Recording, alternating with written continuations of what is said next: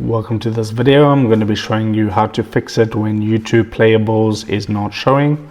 So if you open up your YouTube app and then you tap on not you, but this little compass icon next to the labels at the top, if you tap on that and you don't see the Playables option, that could be because you have an outdated version of YouTube. So go to the Play Store.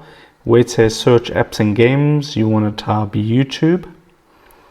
Okay, and then if there is an update available, you want to go ahead and update the YouTube app. Now, another thing that you can do is because YouTube Playables is not available in every region.